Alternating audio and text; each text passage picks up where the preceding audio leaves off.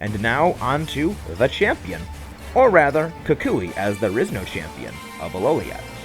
Using the starter that is left over from your in-house pick, which is of course the starter you are susceptible to, his Lycanroc is fast, but it is on the frail side. It has a good attack stat, and of course Stealth Rocks, which is quite good. We have been over entry hazards before. They definitely are nothing to joke at. But the problem with Stealth Rocks is it doesn't always deal equal damage, even if it does hit everything. It's got pros and cons, and again, it does have a pretty decent attack stat, and it is quite fast, so it can pretty reliably do some decent damage or rocks. Alola Ninetales is fast, bulky, and does have a pretty solid Blizzard to compensate for its less than 1,000 special attack stats. Braviary is actually bulky for an attacker, and Tailwind support is very solid. Whirlwind is fantastic if Stealth Rocks are up, but it isn't exactly a great Whirlwinder, though it is actually quite bulky for an attacker. It can take advantages to this to some degree. It is quite versatile for what you would think is normally an attacker. Magnezone. Bulky monster. An excellent profile of resistances, sturdy for an ability, Thunderwave tech, and Mirror Coat. 2 solid stabs. There really isn't much that is not threatened by this thing. Snorlax is always great. It is a quality Pokemon of excellent bulk, very good sets, and just generally a very solid Pokemon. Last up will be, of course, the starter with the corresponding Z Crystal. They all have very decent stabs and good coverage moves. All around, this is a very solid team or teams. Now we of course move into post-game, where there is a lot to go over. First, let's tackle Mina and both of her teams. Since they're actually identical in terms of movesets, the only difference between the two is actually that on the second fight of her, you have her with a Z Crystal on her last Pokemon. So we're going to be looking at this one because what's applicable to the first one is applicable to the second, just to a lesser degree, because again, the last Pokemon has a Z Crystal. Klefki is a great lead Pokemon for screen setting with that Prankster to compensate for its poor HP, lack of offenses, and not overly amazing defenses, but it does have a fairly solid type combination. Again, with those screens, it can definitely take hits quite well. Gramble, again, with screen setup, is actually quite terrifying. It has not the greatest bulk normally, but with screens, it actually is a bulky threat. It also has Intimidate, which is pretty good. It also has very solid moves. Shiinotic has Spore, again, behind screens. This is lethal, especially because it has Dream Eater for poison types, which is amazingly solid. Moonblast and Giga Drain are also just fantastic stabs. It also will have great sustain. Wigglytuff is an HP sponge. It may not have the best offense, but it can definitely take some hits well, and it does have at least good coverage. Ribombee is fast, but it's quite frail, and its special attack isn't too high to be unmanageable. It is able to take a hit, but not overly well. With Farium Z, of course, it actually can do some respectable amounts of damage, but only with a single attack. After that, we have an old friend, Morimoto of Game Freak. His team isn't bad, but it's not great. Kangaskhan can of course take hits quite well, and it can do some damage quite well enough. Jolteon does have Thunder Wave and Thunder, so it can status and get off a pretty good Thunder, potentially. And Baby Doll Eyes can soften up some physical attackers, which, well, most ground moves are. However, Flareon is not good.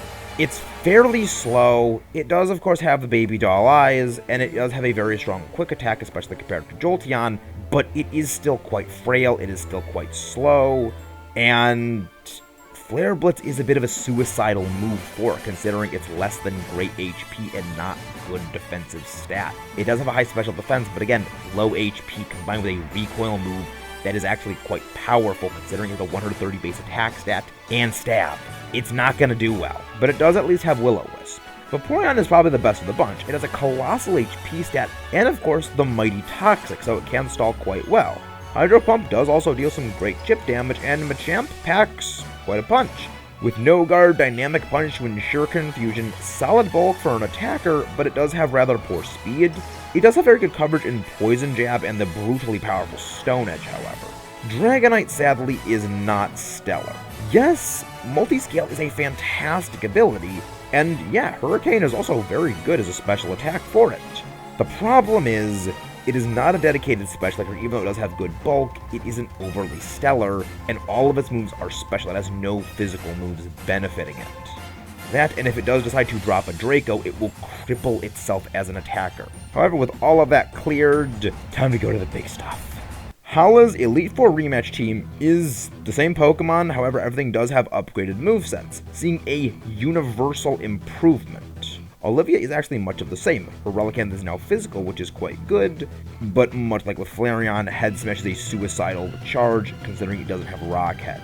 But Yawn is still very solid attack. Carbink has the same set now with added Stealth Rock attack. Again, hazards are quite solid. Golem with the added Heavy Slam and upgraded to Stone Edge. Very terrifying. Provopass, though, is the downgrade. It has lost all of its tech, opting for attacking moves, which don't pair well as it was best as a residual rack-up dealer with tech disruption to deal slow chip damage. Going full-out offensive doesn't go well for it. Her Lycanroc has swapped out counter for the much better Brick Break, and the same applies as before. Everything has been upgraded, Porygon Z is still very strong. Ocelot's rematch, Sableye, still not great, but at least it is a little bit better. Driftbloom has traded support for offense, and it does work well. It can hit decently hard for a tank. And it does have some very neat coverage. Plus, Will-O-Wisp still does give it some tech options. Her Dhelmise is vastly improved, now loaded out with a physical attack set. Frostlass again is just not great outside of Blizzard, but at least Thunderbolt is quite cute for hitting some water types. It's a bit of a good idea. Her Palossand is still a monster. It is now packing full offensive power, and it can do this very well. Still a formidable little castle. Again, sorry, I can't do this. My dad likes golf. Kakili, Skarmory, still fantastic. Same sets as before, just now with even better damage. Her Crobat is not great. It has lost its status infliction, so that good thing I'm going for is no longer present. Lucario is not exactly great. It has the same thing as before. Mandibuzz is much better now that has Snarl.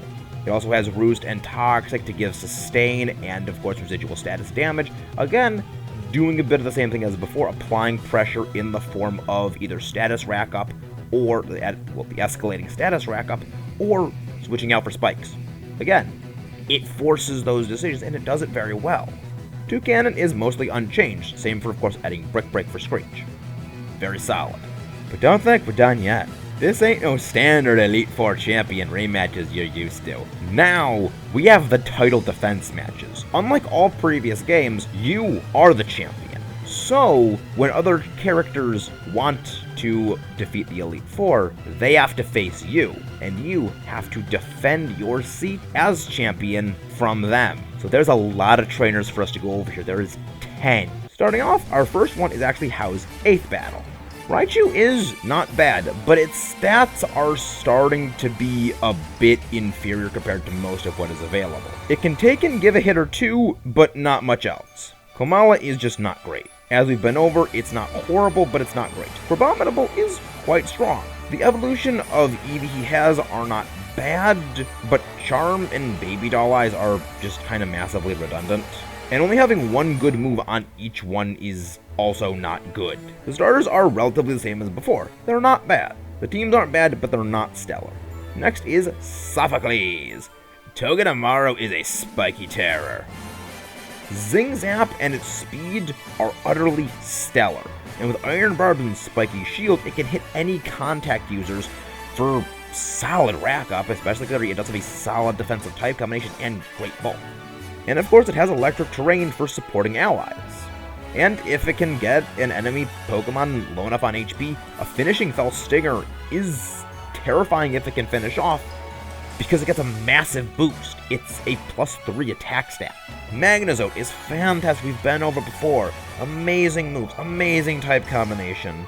Reflect for fantastic support, and semi-reliable paralysis in the fact that it has Discharge. Though Electivire is not good. Again, it can do solid electric damage if it has electric terrain set up, but that's really all. Vikavolt is a monster. An excellent type combination, ability, brutal special attack, and fantastic special moves. Golem, we have been over, is very solid. Our next challenger is Ryuki. Garchomp is a force of nature. Great moves and stats. Drampa is not bad. It is quite slow, and it can take a hit quite well, but not so well it cannot be put into Berserker Zone. It will generally drop to below half HP, proc Berserker, get a special attack boost, and just hit pretty hard. Turtonator is very bulky with some pretty solid moves, on the least side of Dragon Pulse. His Dragonite is not bad. Dragon Rush is a great physical move. Hurricane is great to supplement for hitting physical walls in their weaker special defense, and the punches just act as great coverage. Kumo is also great. We've been over before. Great balanced stats, bulky, good coverage, and solid stats. Gladion's team is not bad. Acrobatics with great speed on his Crobat, nightmarish. But really, outside that, it's just not great as an attacker. Weavile is fast, strong, has a solid Night Slash, a decent Brick Break. It's not bad. But beyond Night Slash, there really isn't much going for it. Porygon Z, though, it can take a hit, even if it's not especially well, but if it can get a download boost, it can do even stellar more amounts of damage. It already has a very good special attacking stat. Adding a download boost potentially just makes it even more frightening. Again, similarly, Lucario can take a hit, not overly well, but it doesn't have the greatest of offense. Sure, it has a decent Corkscrew Crash, but only as Corkscrew Crash. And closing extreme speed is quite good, but it is a 2-trick Jackal, and that's all. So Valley is not bad. It is bulky. It is not as strong offensively, but it can take hits several times and still stay up. Mullane, for his title defense, does at least have a pretty decent team. Skarmory is great, and again, with spikes, we've been over. Alolan Sandslash is pretty good on damage, and it can actually take a physical hit quite well, though it is extremely frail, especially, and not the speediest thing in the world. Magnezone, we've been over how many times? It's fantastic. Metagross is a monster, and Alolan Dugtrio is actually not terrible. Flumeria is up next again. This time she is a challenger. Gengar is fast, highly aggressive specially. It actually can take a hit, but again, not well. But many things also can't take hits from it quite well either, because it does have a very solid special attack and very good coverage. Her Alolan Muck is actually quite solid. It has Toxic and Venoshock with very great bulk and a very awkward type combination. Very solid. Its type coverage is not exactly the greatest, considering it isn't the biggest offensive threat in the world, but they are nice for chip damage, and they do hit, well, steel types. Crobat is quite good for stall. It does have Poison Fang, Protect, and Fly to let that damage rack up very, very well. And the hugely buffed Leech Life lets it really do damage while sustaining itself. It can take hits moderately well, and things that are, of course, weak to bugs will definitely feed it. Toxapex is absolutely disgusting. That merciless ability with a baneful bunker, recover, and its moves are brutal. Salazzle is not bad. It's frail, yes. There's a very strong acid downpour, and Flamethrower is quite good, but really that's all it's got. It's, again, speed is like Gengar. It's all speed, all special force, but it can't take hits well. Hapu is up next. Alolan Dugtrio, it's not bad. Gastrodon is not great, but it's also not terrible. It does at least have some great stuff in terms of its moveset, even if it isn't overly stellar. It can take hits quite well. Intimidate Crocodile is a force. Fast, great moves, not much to be said. Flygon, same thing. Fast, great moves, good speed, not bad. For Mudsdale, though, again, great moves, great bulk, slow, but it definitely can deal out a lot of punishment. Faba is back for even more punishment. Slowbro is pretty good, and Bruxish is also pretty good, especially if you can get up that terrifying Screech. Nuzlocke and Raichu is actually very, very solid tech, utilizing its high speed to cripple enemies, but it's not the greatest thing overall because it is all tech. Even if it does have some decent damage, it's not exactly bulky. Alakazam is a strong special attacker, and it can even target special walls in their very weak physical defense because it has both Psychic and Psyshock. Again, Hypno is a one-trick Pokemon. It can take hits okay, and it does have its sleep tech, but it overall isn't great. Kukui's body is ready for a rematch, and his team is actually identical outside of just levels. That's the only difference, they've just been leveled up, so same applies here. And then, there's Tristan. He's just a regular kid. Emolga is not bad. Thunderwave Acrobatics is actually decent in theory, but it is frail and its stats aren't overly stellar. Sharpedo does have a little better offense, but it's even glassier and not overly great. Well, an Executor, though, is actually quite decent, and Magmortar is quite strong. Taurus, also not bad, especially with that Normalium Z. Decent coverage. It's not terrible. That was a lot.